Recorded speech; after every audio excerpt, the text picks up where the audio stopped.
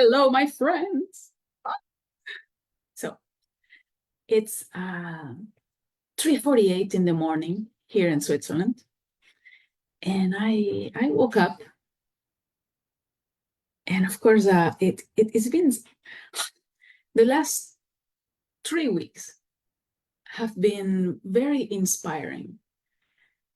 And I've been meeting with so many people and having incredible conversations and tapping into the love in the world, feeling spoiled and, just recharging from all the incredible conversations and the power of connection, right? The quality of your life is the quality of your relationships. And I just got excited because I got inspired, and I said, you know what? I'm in my pajamas. Let's share this with my friends. So what do I mean by tapping into the love in the world right now, and why it's important for what I'm standing for right now, which is the Rogue Cancer Patient Ways. So I remember with my first cancer, I didn't ask too much for help, because if you are like I was before, I didn't want to bother people. I didn't want to inconvenience people. A lot of people that are recovering people pleasers, we don't want to be a burden with our problems or when something happens. And even though people say, oh yeah, let me know if you need anything, we never reach out. And this is why it's so important that people that are friends or love somebody that is going through a difficult challenge to reach in, because sometimes we believe these are limiting beliefs. We believe that we shouldn't inconvenience or bother, or we should just suck it up. And that doesn't help us. And let me tell you what, that is ego. I should do it alone, and I shouldn't bother people. I shouldn't ask for help. I mean, are you crazy? This is literally the fight for your life, and you want to do it alone because of your false beliefs that you should do it alone, that you should strive alone, that you should just, I don't know, suck it up, walk it off, or any version of that maybe you heard in childhood, and you are not letting your friends help you? Are you crazy? When you have such a difficult challenge, or even other people that something bad happens, or you have like a bad diagnosis and you don't even share with people because you're trying to protect them. Are you nuts? That is just a lot of ego. Not the ego that is boasting or arrogance. Is the ego that is your, the identity you think you have to keep, and you want to protect it, and you don't want to tap in the help of your friends. That's that's crazy. You are embarking on one of the most difficult challenges of your life, like cancer, and you are not maximizing and doubling down on the love of your network. You're crazy, and you're egotistical and selfish, because you are not letting your friends be there for you and support you. And selfish because when we are able to help someone we love, we feel useful, and we feel like we are good people.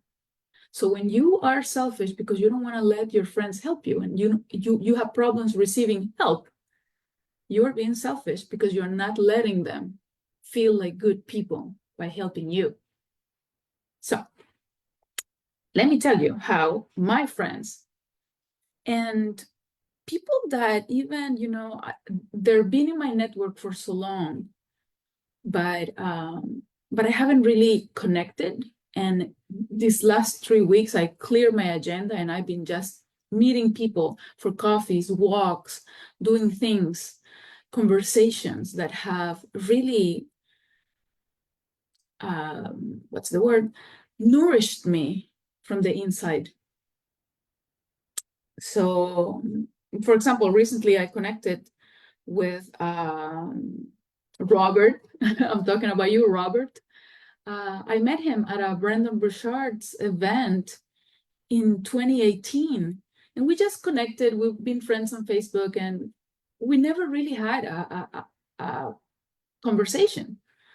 So because I've been sharing, so this is important, share your journey.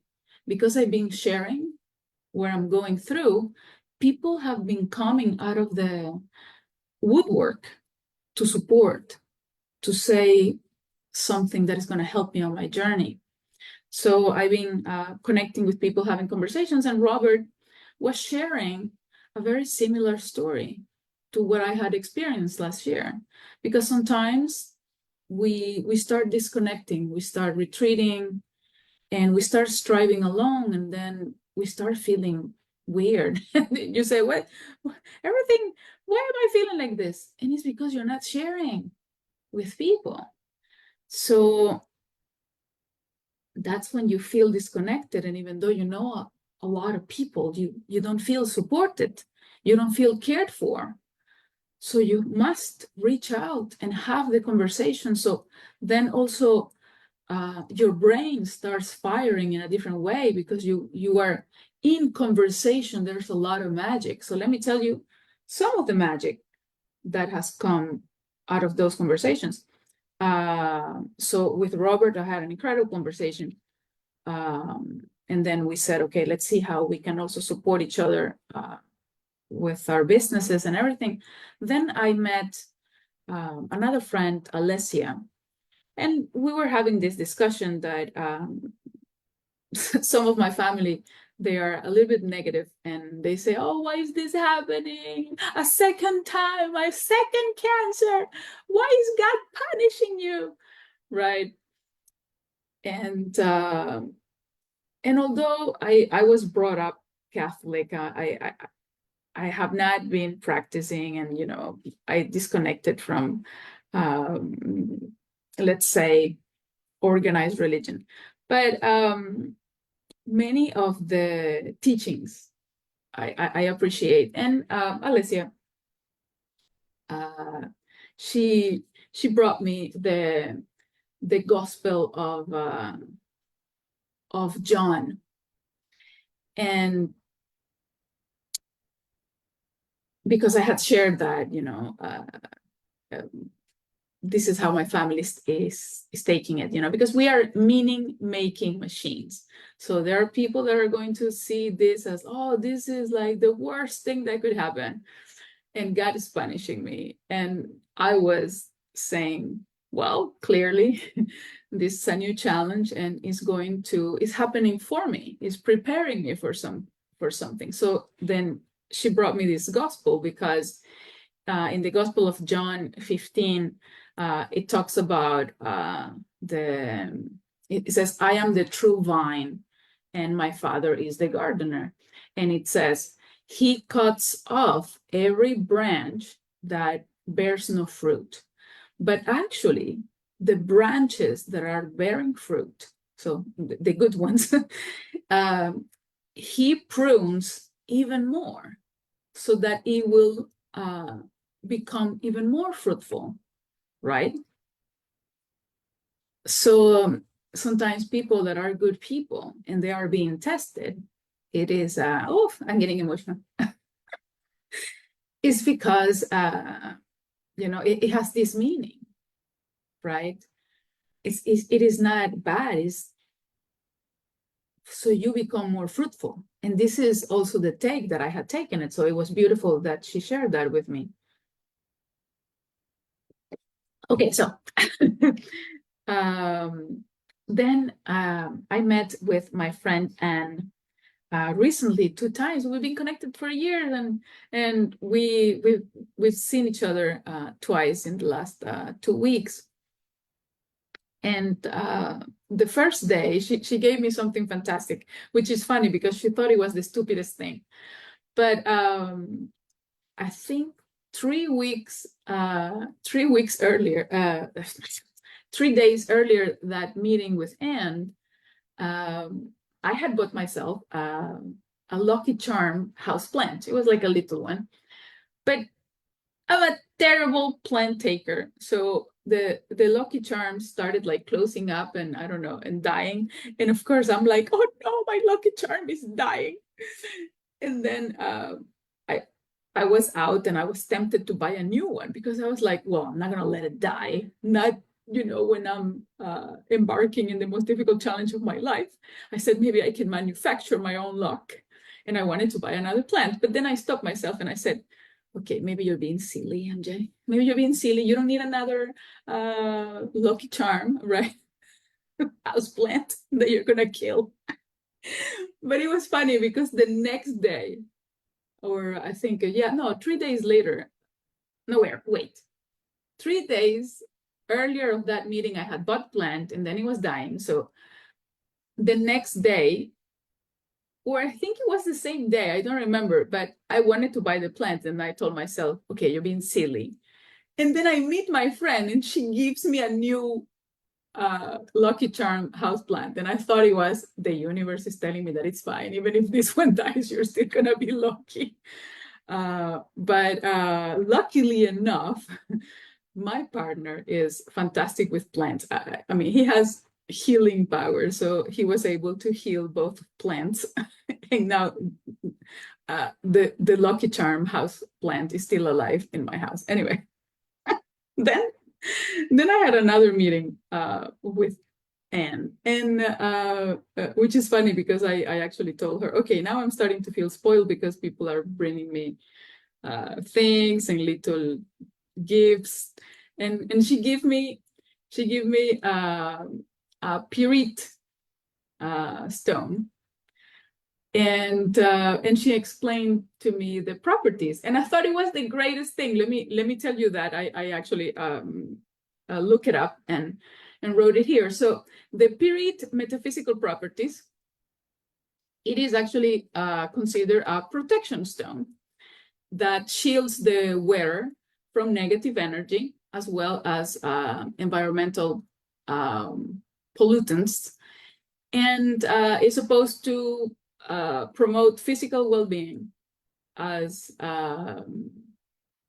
stimulating the second and third chakras, and it enhances the strength of the mind and willpower.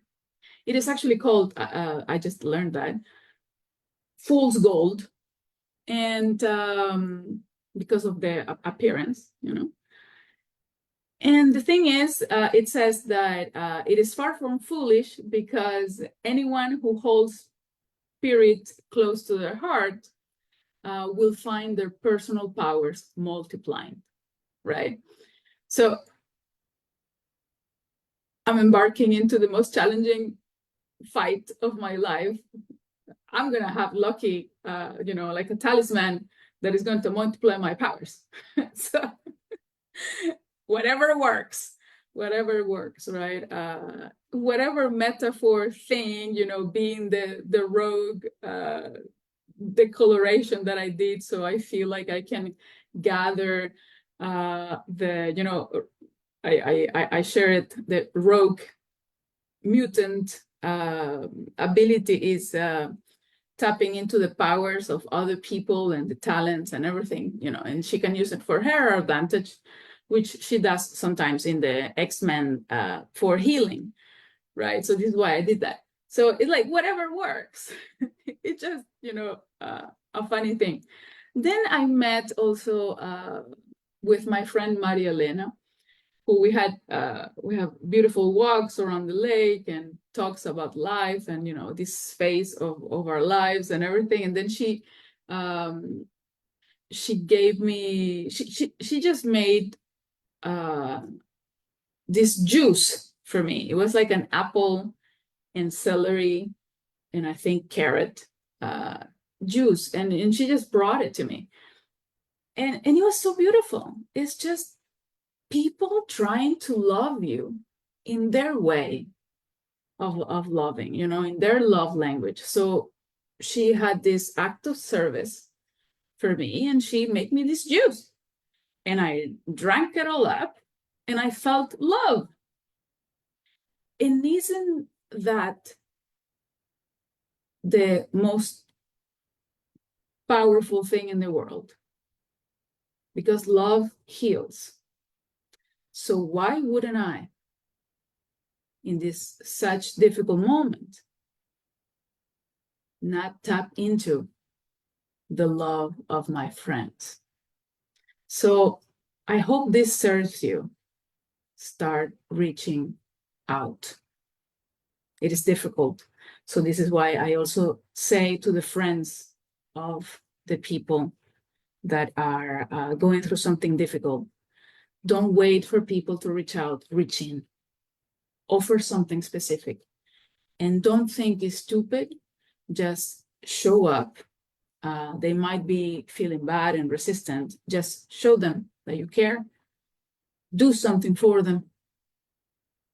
And that is going to make them feel loved and supported and cared for. And that is one of the most powerful things in the universe, the power of love and connection. I hope that serves you. And I'm going to go back to sleep now.